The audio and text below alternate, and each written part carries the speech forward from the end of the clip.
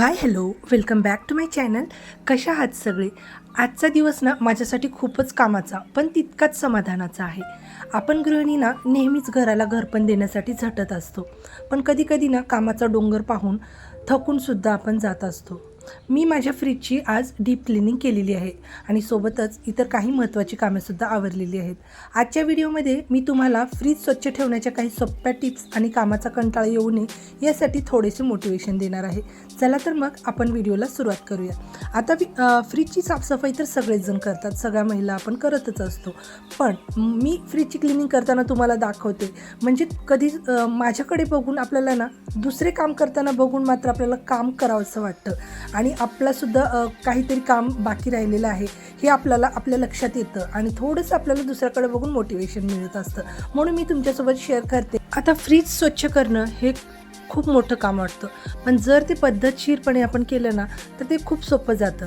मी सगळ्यात आधी ना सगळे रॅक बाहेर काढून घेते. फ्रीजमधले सगळे भांडेसुद्धा त्यातले सगळं जो काही भाज्या वगैरे आहे ते काढून घेतले आणि थोडंसं डिशवॉश लिक्विडमध्ये ना बेकिंग सोडा टाकून ते सगळे मी स्वच्छ क्लीन करून घेत असते. घासून धुवून मी ते सुकायला ठेवत असते, कारण त्यामधला ना सगळा वास निघून जातो आणि मग ते छान असे सुकले की ते पूर्णपणे स्वच्छ होतात. आणि फ्रीजमधील जे काही अन्न असतं ना त्याचा जो वास त्यामध्ये असतो तो सगळा निघून जातो बेकिंग सोडा टाकल्यामुळे ना.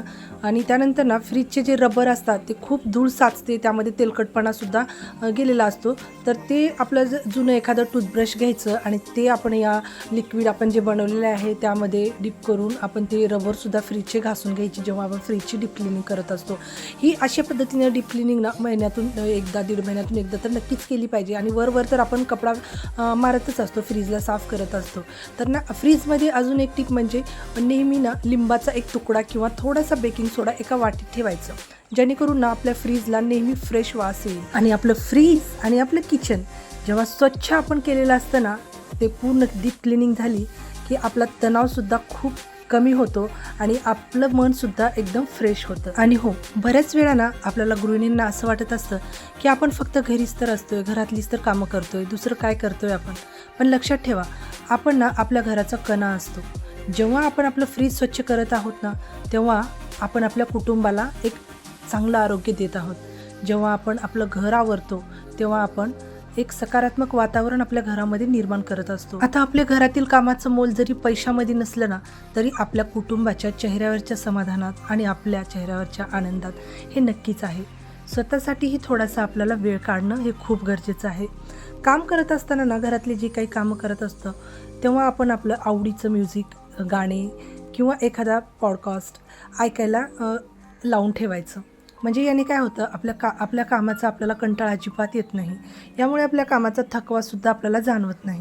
कधी कधी वाटत असतं की हे काम खूप मोठं आहे, खूप किचकट आहे, म्हणून ते काम आपण नेहमी टाळत असतो. अशा वेळी काय करायचं, आपण टायमरचा वापर करायला शिकायचं. स्वतःला एक आव्हान द्यायचं आहे की आपण ना काय करायचं, पुढच्या 10 मिनटामध्ये मी फक्त स्वयंपाकघर आवरणार. जेव्हा आपण वेळेसोबत करतो ना कामं तेव्हा एका खेळासारखं आपल्याला ते काम वाटायला लागतं.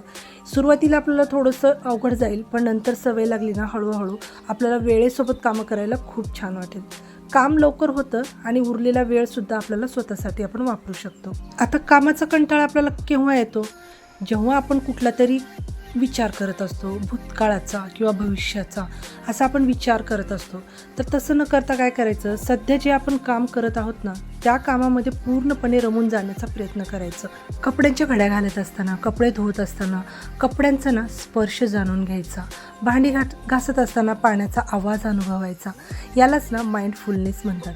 यामुळे कामही एक प्रकारची ध्यानधारणा बनायला लागतात आणि आपला मानसिक ताणसुद्धा कमी व्हायला लागतो.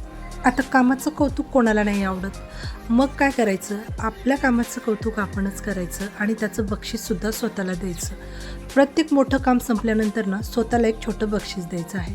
जसं की आता घड्या घालून झाल्या, फ्रीज साफ करून झालेलं आहे, मी आता माझा आवडता शो बघणार किंवा एक कप चहा करून पिणार. किंवा यामुळे पुढच्या आपल्या कामासाठी काय होते, आपल्याला आपोआपच प्रेरणा मिळत असते.